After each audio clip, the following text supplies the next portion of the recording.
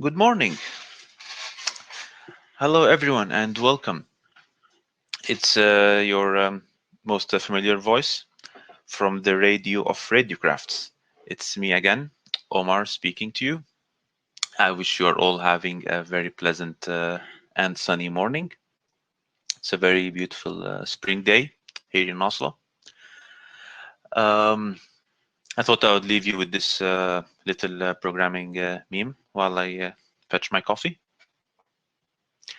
I see that many people are joining now. Please feel free to introduce yourself in the chat window. I am very excited today to be speaking with you about debugging your C code with our EC interface. We will be touching on some interesting topics this morning, so I hope you enjoy it, and I would like to thank you for taking the time to join us today. I hope I can make this worth your time.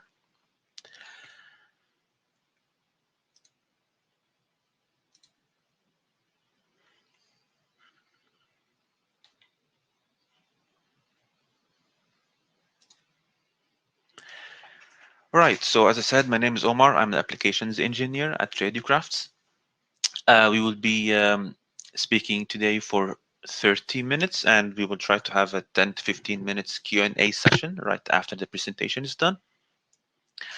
So while I'm speaking, please feel free to post your questions and any thoughts you might have in the chat window.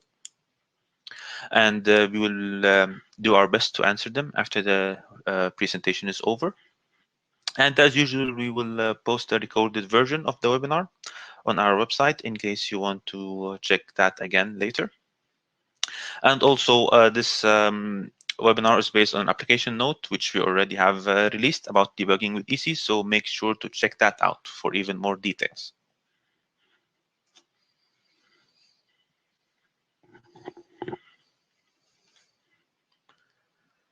Okay, so what are we going to speak about? I can first let you enjoy and relate to this meme. Yeah, so we will speak about the RIIM firmware architecture and how the stack is organized. Then we're going to speak briefly about EC and what it is, what it can do, what it can't do. Then we're going to speak about code debugging in general and some of the most common error types which people encounter. Then some debugging methods and how to identify and then correct these errors. And then we also noticed over the years some very commonly committed mistakes when people are using EC and our modules. So we're going to speak briefly about some of these common mistakes and how to avoid them. And then some tips and tricks in general about coding and debugging in general.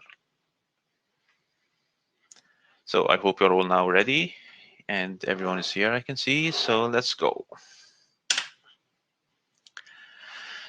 So how does the RIIM firmware architecture look like?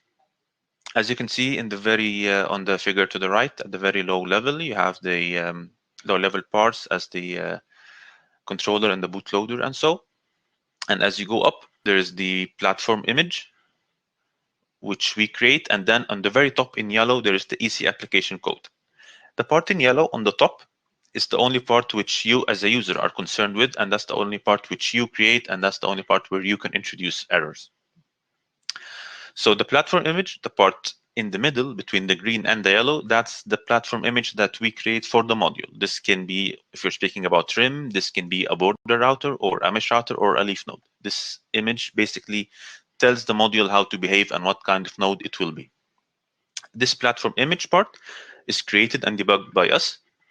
It goes through very intensive testing stages, and it handles the interrupts, the low-level radio timing, and these kind of things. And luckily, you're not concerned with that. So anything wrong with this part, of course, 99.9% we find it in our testing stages and we fix it there. So the only part of the RIIM stack which you are concerned with is the part in yellow, which is the EC application code. But that brings up an important question. What is EC application code then? So EC is the easy to use, as we like to call it, Radiocrafts input-output interface. It's an input-output to our own stack. It allows the user, by using our API, to control the functions implemented in our own stack or platform image. Its EC is written in high-level C code. And high-level here means that the user is not concerned with low-level settings of the radio chip itself. So EC can access the processor, for example, the RF and digital interfaces, timers, memory, these kind of things. You can, as a user, you can access them through EC.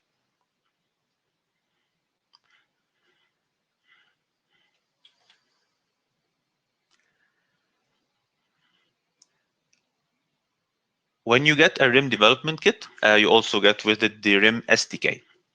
Our SDK is delivered containing plenty of EC example codes. These codes help the user test some of the possible functionalities. For example, you can see an EC example application code for the cloud example, for reading all the sensors on our sensor board, our development kit, a clock synchronization example, and basically whenever we have a new RIIM release, we will have new features added to the stack, and then we'll also have new EC application codes which help you as a user test these features. This is a small snapshot from our most recent RIIM SDK. You can see it contains many EC example codes. Each one does a certain functionality which we believe most users will be looking for. So, for example, the sensor board example, you can see in the middle, it helps you interface all the sensors on our sensor board. There is the Uart transparent mode, which helps you send just Uart, transparent Uart messages. This will also be a new, there's an update to that feature in our new SDK 2.1, so stay tuned for that. There's also a UDP example, which helps you send UDP packets. A clock example for clock synchronization. The border router redundancy EC example to the top. It basically tells you how to have two border routers in your network. Of course, they're not working, not at the same time, but one is working and one is on standby for redundancy. So all this and more is also always included in the EC examples. And whenever we have a new release, there will always be new EC example application codes.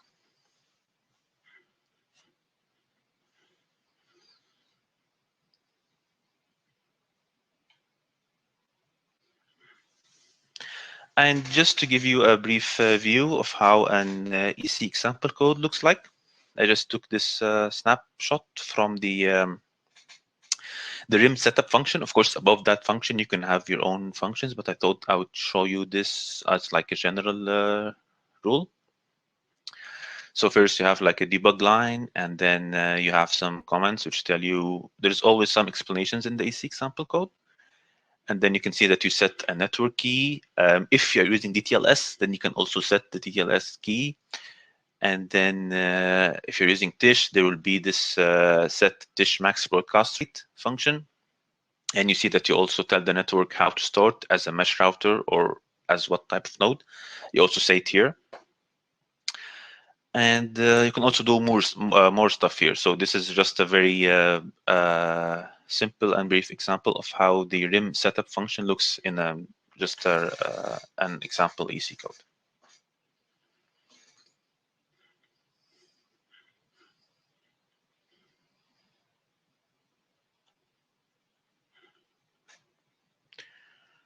Okay, so we spoke about EC. So what is code debugging? No one really knows how the term debugging was inaugurated. Some people believe it was due to that famous moth or butterfly in this Mark II computer at Harvard University. But anyways, whether you know the origin or not, we all surely have like funny and sometimes sad stories about code debugging. So very briefly, code debugging is simply the process of detecting then correcting a wrong part of the code that was causing the code either to not work at all or to work but give a wrong behavior. I like this joke about code debugging is like being the detective in a crime movie where you're also the murderer. So you have to look for what you yourself did wrong. One of the most famous ways to do code debugging is using the GDB debugger. But due to some intellectual property protection measures we have, this is unfortunately not available in our modules. But is that the only way? Is it the end of the world, or are there other options which you can use? That's what we'll see. But before that, what are the code error types? What types of error can people mostly do? In general, that's of course very general, but people sometimes have two types of errors, either compile time errors or runtime errors. From the name, compile time errors are errors where the compiler itself is unable to run the code. Then the compiler prints out the possible errors and their location. They're usually due to wrong syntax or misuse of language. And these are, of course, very easy to find since the compiler tells you where they are and how to fix it.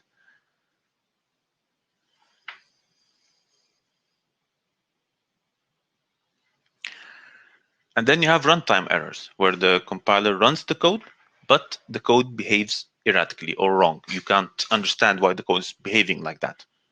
This, of course, means that it's hard to find because the program is actually running. And of course, if you're very lucky, then your program will crash. If you're not lucky, then it will not crash, but it will behave in a wrong way. There are, in general, many different ways people perform debugging. But before listing them out, we need to understand that any debugging process is mainly composed of two major activities. First is to investigate values of different variables at different stages of the program execution. And second is to actually examine in which way the control flows. So for example, are we entering the if condition? Is the break statement inside the while loop even reached? And so on.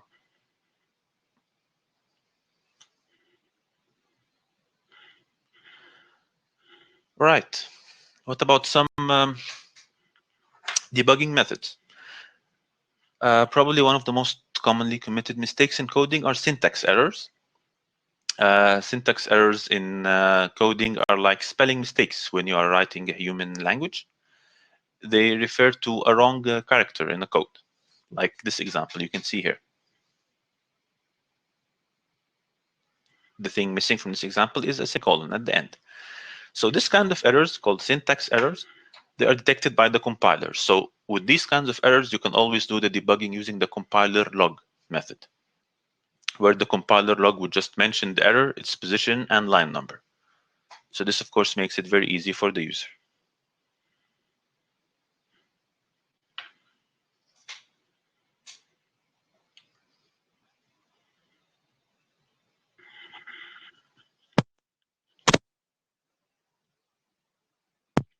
Another type of commonly encountered bugs are semantics bugs. So semantics refers to cases where the user, for example, uses an uninitialized variable or defines function without using it, and so on. Depending on your compiler, but more often than not, this error would be detected by the compiler. It will be detected when the compiler does this static analysis without actually executing the program itself.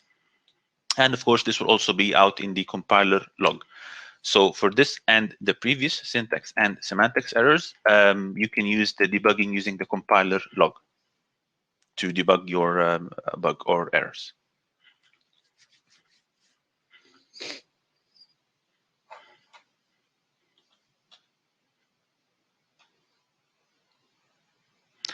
Another very common technique, which is very much used, is debugging using Uart printouts.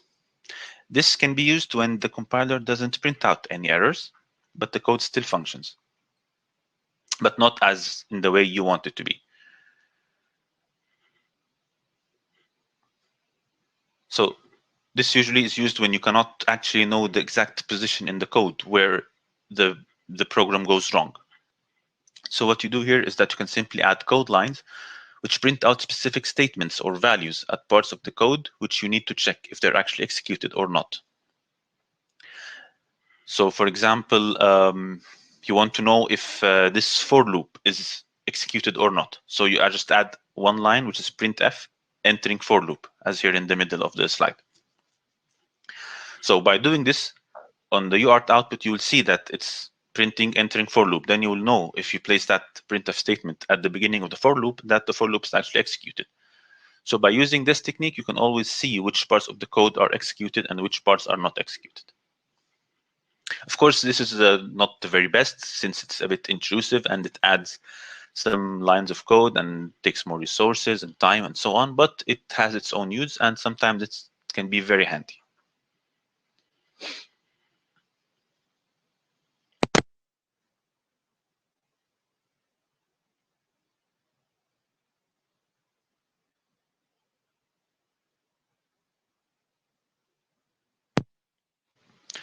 All right, but not all the time and not always we can have a Uart output and we can add printf statements. That's why we can also do debugging using Gpios.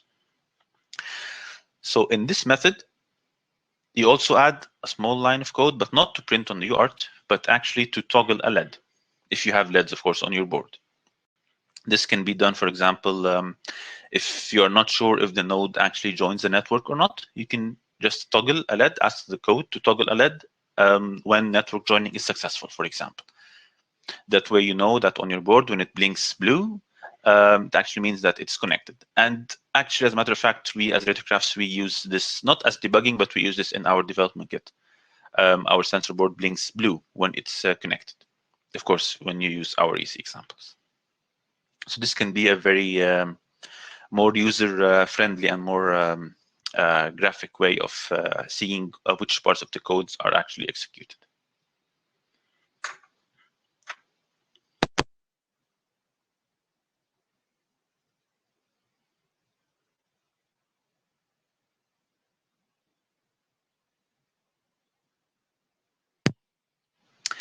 And of course, the best way to debug is to not have much bugs in the first place. And how to do this is that over the time, we realized some of the common mistakes done when people are using our EC interface and people are using our modules, either RIIM or RIIoT. So some of these most common things is, for example, there is one thing that when you're using co-op without DTLS, the function to connect to the server might actually return connected to server, although it really isn't connected. Why this happens is that when you are not using DTLS, there is no actual handshake.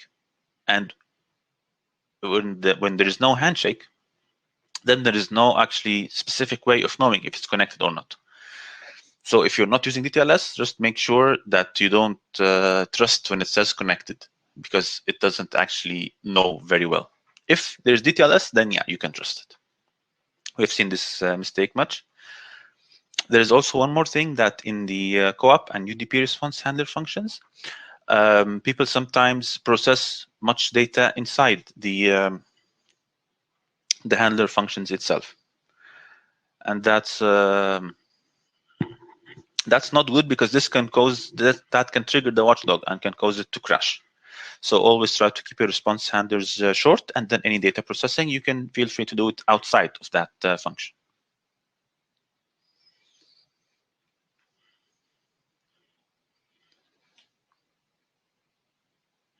One more thing that I personally see a lot is that people sometimes forget to upload the platform image.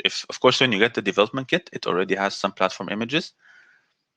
Each board has its own image pre-uploaded. But sometimes people change an image for something and then they forget to upload a new image, and that causes the node not to work.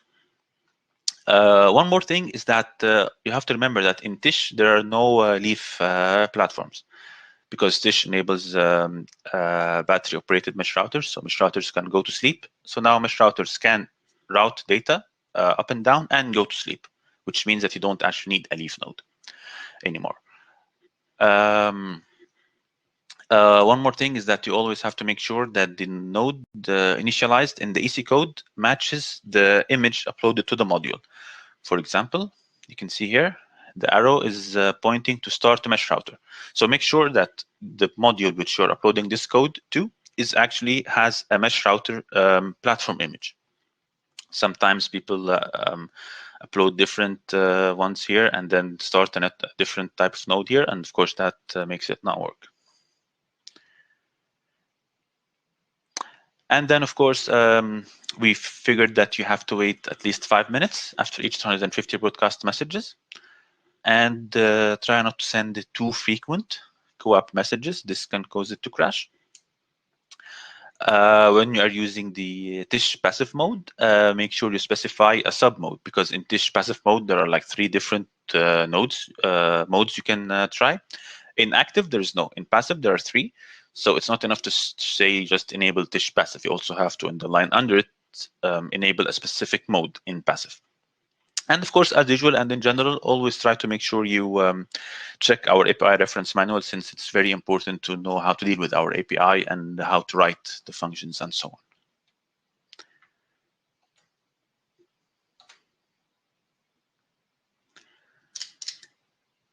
All right, so this was about EC, but what about in general? How to limit bugs in general?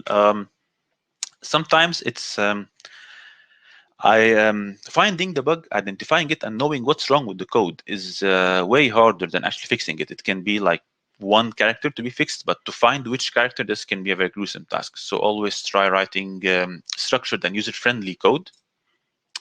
Try to name your variables in an understandable manner. Sometimes even me myself, when I'm writing a code, just something simple, I name things X and Y and K and J, and that's not always good.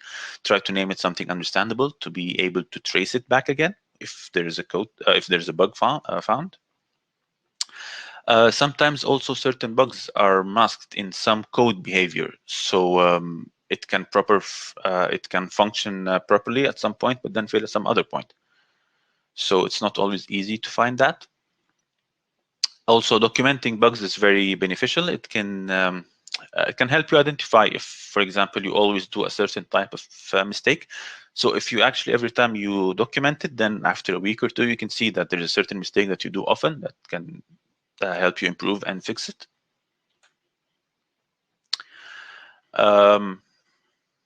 It's always very helpful if you have a very clear plan of your code before starting it. If you have a very clear high-level algorithm, your road plan is very clear before starting to code. This will make the task of detecting bugs way more easier. One more hint is that you can always try to plan your code based on worst case scenarios. Like, for example, if a function is expecting some inputs, plan that the inputs entered by someone else might be too long, too short, different properties, different types, and so on. And of course, try to always create your code step by step, incrementally, and then testing it step by step. That means that whenever there is a bug, you'll always know that it's just for this last block you wrote, because all the previous ones were already tested and verify that they're working very well.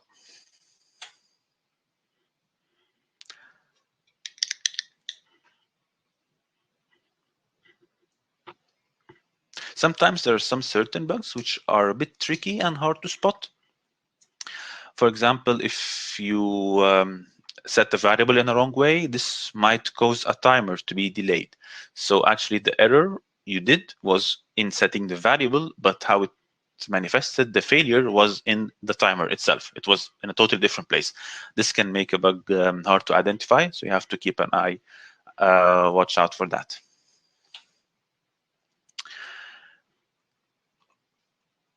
All right, so just to summarize what we have been speaking about, we said that we have some syntax errors, which is like a missing parentheses or curly brackets, and this is detected by the compiler. You can have a logical bug or a semantic bug, which is also sometimes by the compiler, sometimes not.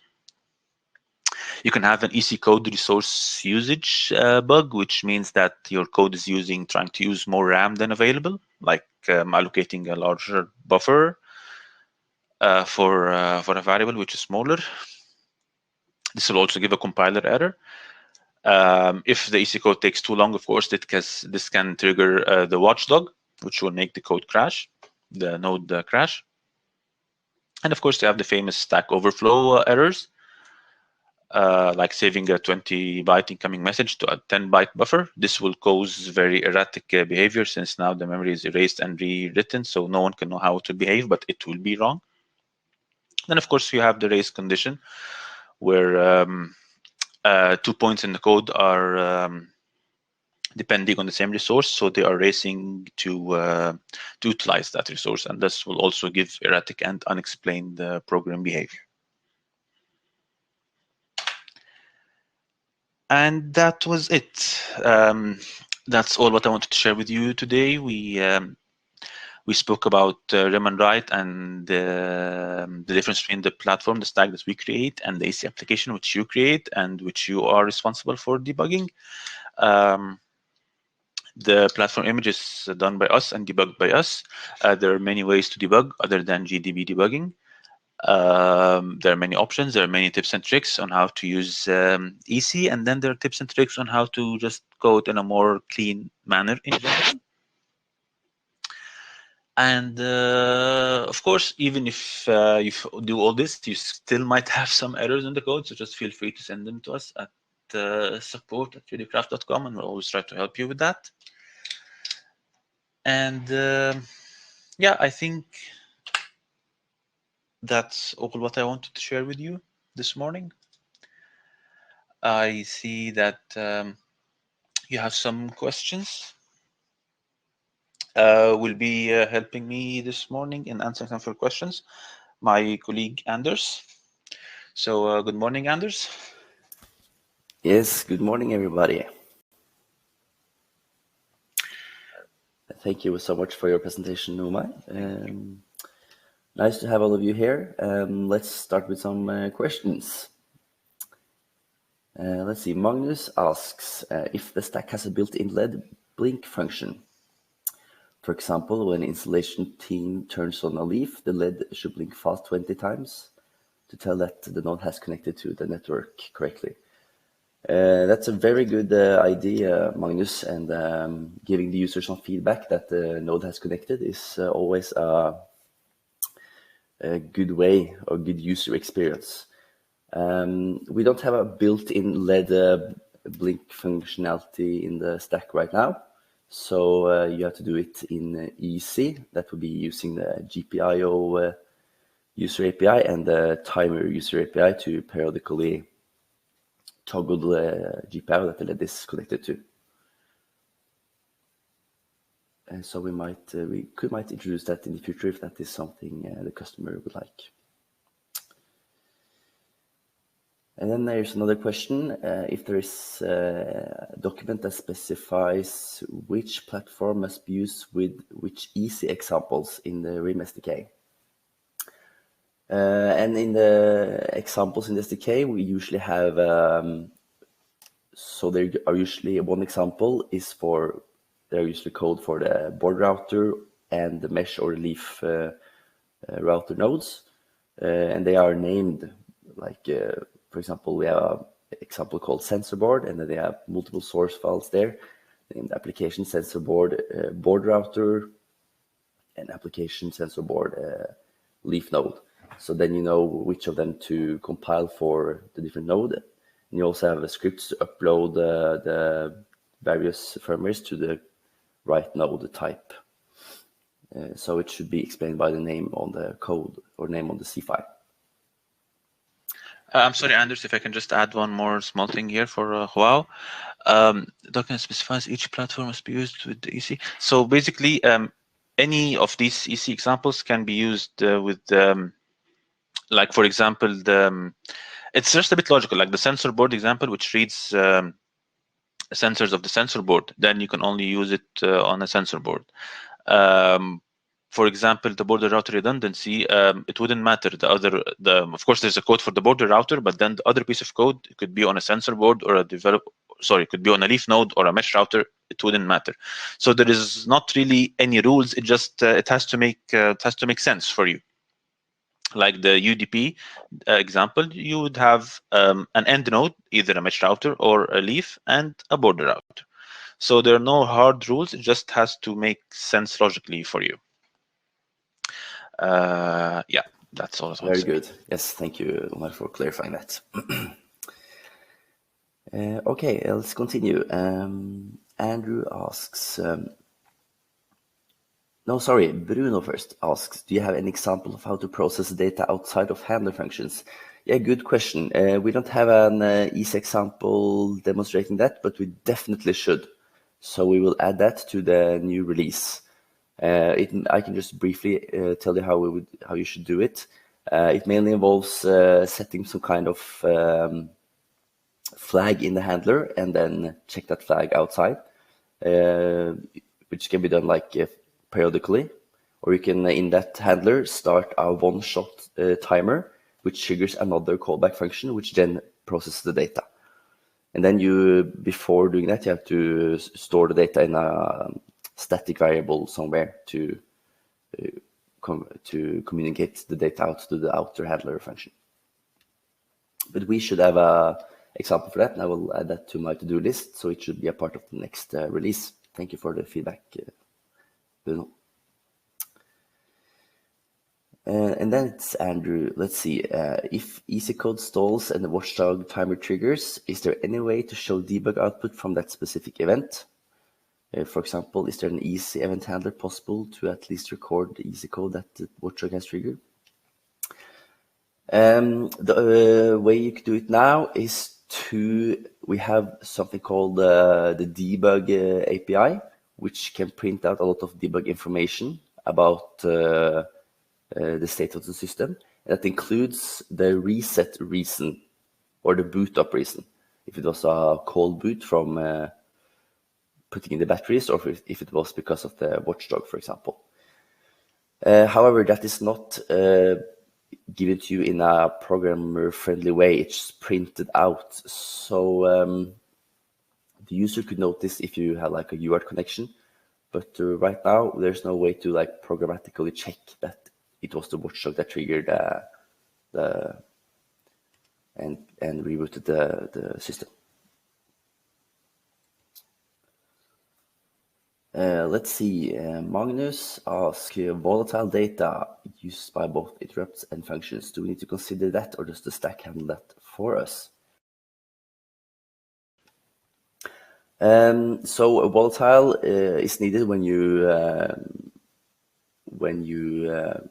read and write data from an interrupt context and a thread context.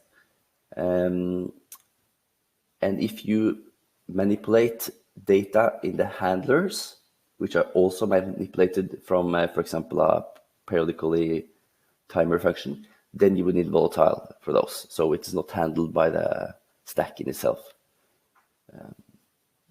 But like things you pass into functions in EC and like data to the co-op payload, for example, that does not have to be volatile when the other things go into the stack. But if you, as I said, if you manipulate data in the handlers and also manipulate the same data outside of the handlers, they should be volatile.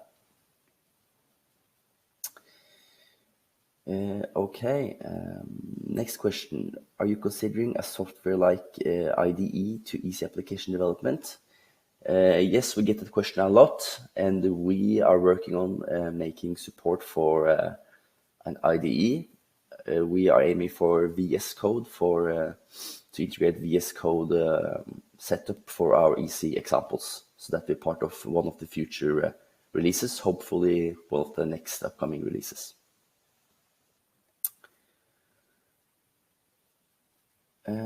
All right. Andrew asks, could you please go over Tish sub modes available again here? Anders, maybe I can take that one. You can rest a minute. Okay, so first of all, Andrew, thank you for joining us on this time for you. So the Tish submodes. So Tish in general is for enabling battery-operated mesh routers. So you have a passive mode and an active mode. Let's start with the simple. In active mode, this is just a mode which is it consumes the most power, relatively, of course, to Tish, consumes the most power and has the most data throughput in the network. That's the active mode.